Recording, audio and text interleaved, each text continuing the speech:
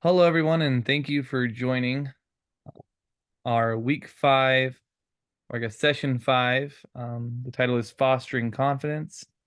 I'll go ahead and begin to share my screen here. All right, are you able to see that? Yes. Okay. Let me go to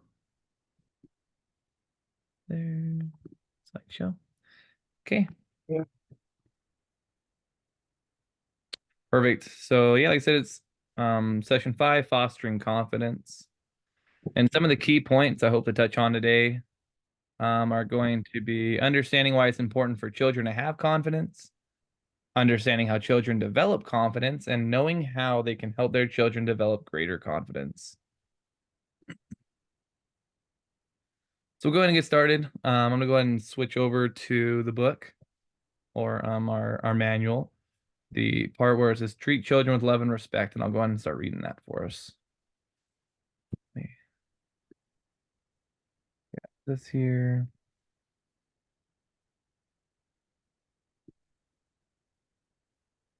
Okay. Show that part.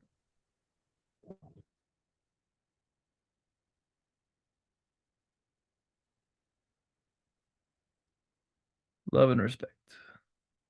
Okay, I'm going to go ahead and get started. Okay, it says, children often view themselves according to how they are treated by others, especially by parents and siblings. When they are loved and appreciated, they tend to feel lovable and acceptable. If they are loved conditionally, they often feel valued only when they please others. If they are mistreated, they tend to feel insecure and worthless. What are some thoughts that you have on that little part there?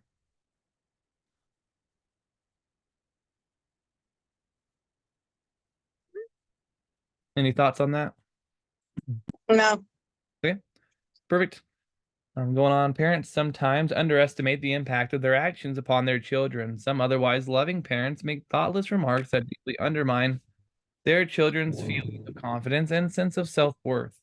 One mother was, excuse me, was prone to criticize, said to her preschool-age son, "You sure have a funny-looking nose."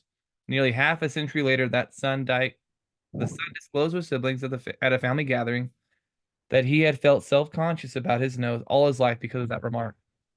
His siblings were surprised, seeing nothing that was funny or even unusual about his facial appearance. Brother H. Burke Peterson of the 70 affirmed the power of love is altering the lives of individuals. Impossible mountains are climbed by those who have the self-confidence that comes from truly being loved. Prisons and other institutions, even some of our own homes, are filled with those who have been starved for affection. Disrespectful children are sometimes difficult to love. They tend to say and do things that trigger their parents and anger feelings of failure. Parents, in response, often say and do things that deepen the child's sense of worthlessness and desire to rebel. Jesus Christ effectively influenced others because he wisely chose his response to them. Church leaders are professionals, and professionals are often able to help troubled individuals by listening without reacting, giving direction without preaching, and conveying love and support without rejecting.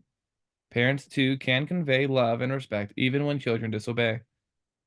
They can treat a disrespectful child with kindness, softening hearts and helping the child find peace and confidence in a troubled world. Negative relationships can be repaired when at least one person is willing to break the cycle to return anger with kindness and an intelligent response. The following are some suggestions for parents. And what are your thoughts from what we just read?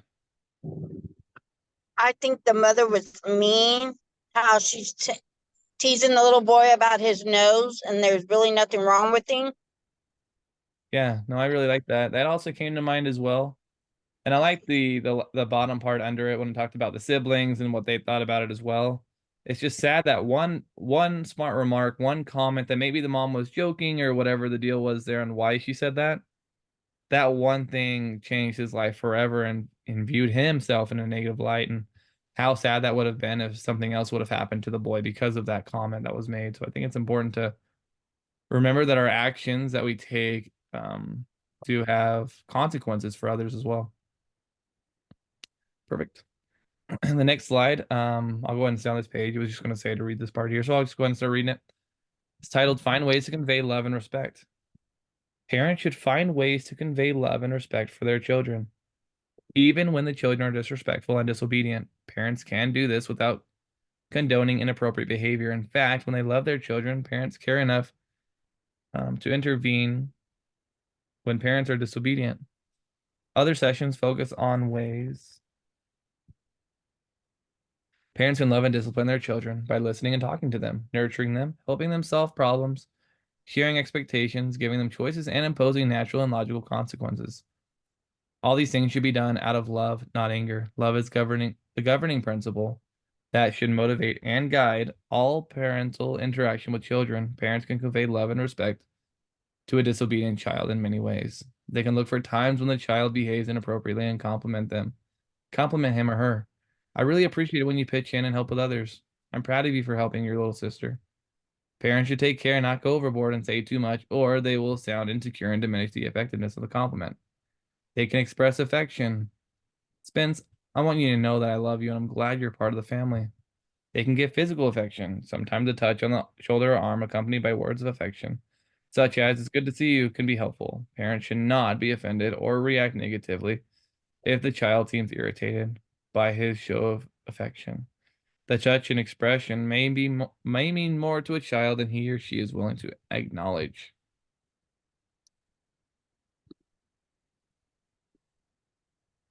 And what are your thoughts on that? I like it how the mom is trying to be doing positive instead of saying negative remarks and stuff like that. Yeah, and I kind of like where you're going with that because kind of like at the bottom, and I'm sure it has something to do with the same words as well. Talked about the physical touch and affection. It says a Yeah. touch and expression may mean more to a child than he or she is willing to acknowledge. So even though the child's not jumping for joy or saying, "Oh, thanks, mom, thanks, dad," they still acknowledge that, and it's a huge part. Just that one simple task and what you did can Yeah, really, just like going up and giving the child a hug. yeah, exactly, perfect. And we're gonna go ahead and watch a video here. And if you can't hear it, let me know. I'm gonna guess that. Yes. Are you able to hear that? No. Okay, let me know if you can't while the video's playing. Outlook wasn't brilliant for the Mudville Nine that day. The score stood 4-2, with but one inning more to play. Then all 5,000 throats recoiled upon the flat, for Casey, mighty Casey, was advancing to the bat. Close by the sturdy batsman, the ball unheeded sped. That's not my style. Said Casey. Whoa. The umpire said. She signaled to the pitcher. Once more the spheroid flew. Casey still ignored it, and the umpire said, "Now, something different than we read about in the poem." Casey thought of summer days and times she'd spent at home. The hours she spent with mom and dad outside on the backyard grass, practicing together when she was just a lass. She relaxed, and her confidence, well, it grew. Above the roar of the crowd, she heard her dad say, "Some women are laughing and children having fun. Tonight, there's joy in my mighty Casey." Family. Isn't it about time? Jesus. Okay. And after watching that video, what's some things that came to mind for you? How the girl was listening and on game, how her father would tell her just to relax and have fun. Yeah. It's interesting to me that during that time of stressfulness, especially with the 2 strikes that she had, she was able to kind of think back to a time and a memory that she had, and maybe the parents at that moment was not acknowledging that's something that made an impact on her at this time, but she was able to kind of step back, rekindle that memory, and then move on. I thought that was really cool. Another side Yeah. not associated with this lesson at all. I also got the vibe of a Grinch movie. That was going on. Oh, that was fun. Okay. The next video we're going to go ahead and jump to is called Family Harmony. And I'll go ahead and play that. And if you can't hear it, let me know. If not, I'll assume you can hear it. When I was a young boy, I knew how important music was to our family.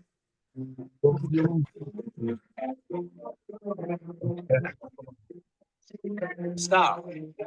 Eddie. You're still off key, son. It broke my heart.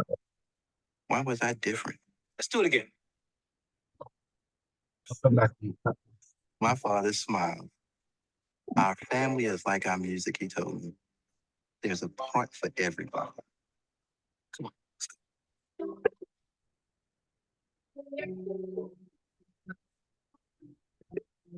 Family, isn't it about time?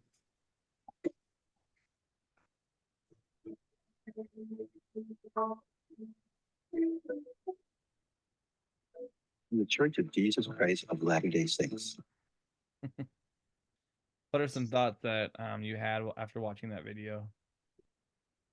Where the father was getting on the little boy about his singing, but he didn't understand it was just him. Why was it him, not everybody else? Yeah, that was really good. I like that as well. I like how the dad during that time, instead of using it as like a moment to get upset at the son for the singing and his style of singing, I guess you can call it, but instead he looked for ways that the son can be included. And I thought that was really cool because, you know, it's a singing thing. So if the son's not singing well, then how can he, you know, be a part of it? But it looks like the dad made up a position for him. So that was really cool. And Yeah. it looked like it changed his whole thought process and continued his joy in music. So that was cool.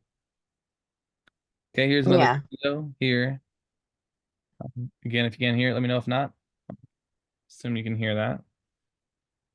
We all want our kids to have confidence. It's an attractive quality that adults value, but it's not something that we're born with. So how do you build confidence in your child? It's easier than you think, but you might not realize that some of the things that you're doing might be inhibiting the ability for your child to build their confidence. So in this video, we're going over 6 ways that you can help build your child's confidence.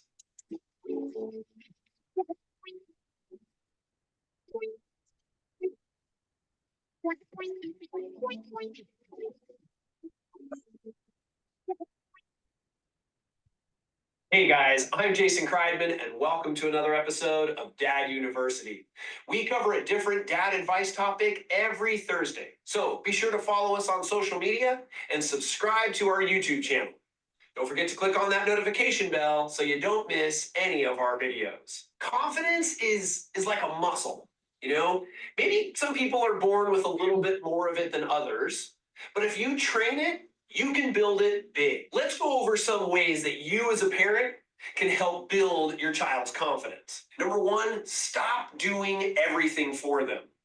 You know, getting them dressed, tying their shoes, carrying their backpack for them, making their lunch. You want to build a child's confidence? Let them do things for themselves. While your intention for doing things for them is good, you're actually hindering their growth. So stop doing everything for them. You may not even realize how much you're doing for them. So let's say you're at the park and your child comes over to you and hands you their trash and says, "Hey, you know, can you throw this away?" Your response should be, "No, you're totally capable of throwing this away. The trash is right there." Now, I'm not saying that you never do anything for your kids or such, but what you have to be mindful of is that they're totally capable of doing things for themselves, and we often do too much for them. Number 2, let them fail. So we did an episode a couple weeks ago, number 77, which talked about how it's good for kids to fail and that we should allow them to do so. We want them to learn how to get back up after being knocked down. We also want them to understand that failing is totally okay. We're not abandoning them when they fail. We're here to offer them support and help them learn and offer them encouragement. How you handle them failing is crucial for them to build confidence and to feel safe to try again. Number 3, give them unconditional love. So feeling loved and accepted is a foundation for building confidence. They need to know whether they fail or they succeed, they are loved. Making mistakes is okay. And they need to know that they're loved no matter what. Unconditional love helps build their confidence. Number 4, praise and encouragement is internally focused. Instead of saying, I'm so proud of you, say, you should be so proud of yourself. Instead of saying, great job, say, you did it. Instead of saying, I liked that you cleaned your room, say, you cleaned your room. That probably feels great.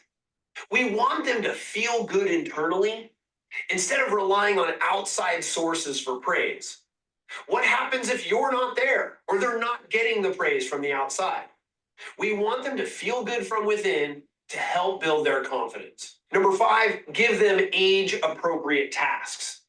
So whether you want to call them tasks, chores, responsibilities, doesn't matter. I actually prefer calling them responsibilities. Children gain confidence by contributing and knowing that what they're doing is helping the family.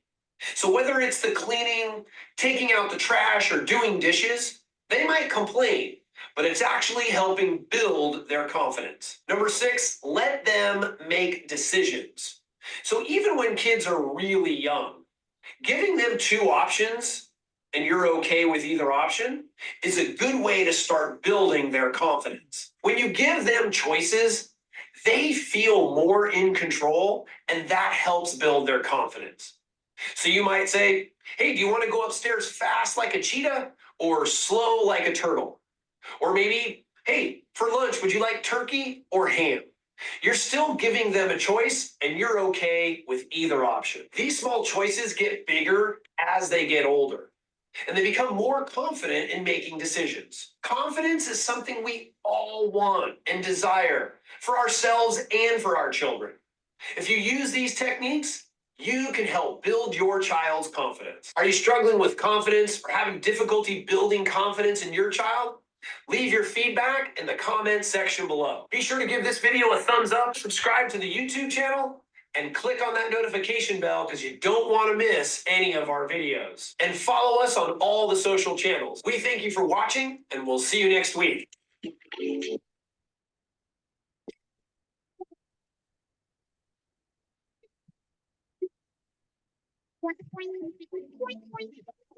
We all want our kids to have. And what are some thoughts from that video we just watched? How that you're praising your child, different ways to praise them, different ways to give them chores for like their age, giving them rights to, they can make their own decision about giving them, choices to make a decision. Yeah, no, exactly. I really like that. I think this video was super important. I think it's great that he iterated the importance of allowing your child to make decisions for themselves, and I guess to not coddle them. Babying them is another word you can use, but I think the not coddling is a great thing. If we want our child to make those decisions when they get older, why not start them now? Why not start them younger?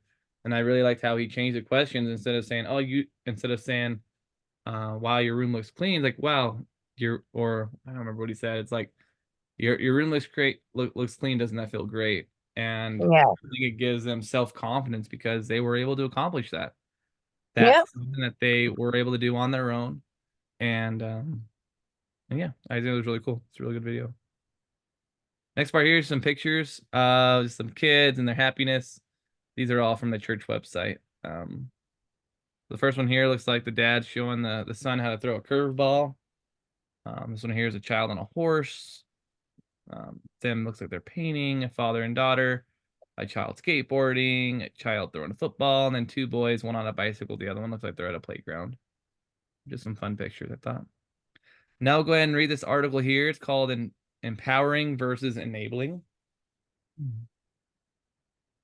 And yeah, go ahead and get started. It says, we have become vividly aware of how skilled most of us are at being enabling with our child. And this is kind of going off what we were just talking about. And how unskilled we are at being empowering. Our definition of enabling is getting between young people and life experiences to minimize consequences of their choices. And some examples of enabling is doing too many things for them. Doing things for your kids that they can do for themselves would be the example there. Giving them too much, buying them everything they want: cell phones, cars, insurance, clothes that you can't afford, CDs, junk food, things like that. Bribing and or rewarding. You can get a CD or allowance if you do your homework. Overprotecting, what to wear, when to wear a coat so they won't get cold. As if they're not able to understand that they can do that on their own. Picking out their friends, extreme fear of danger, things like that.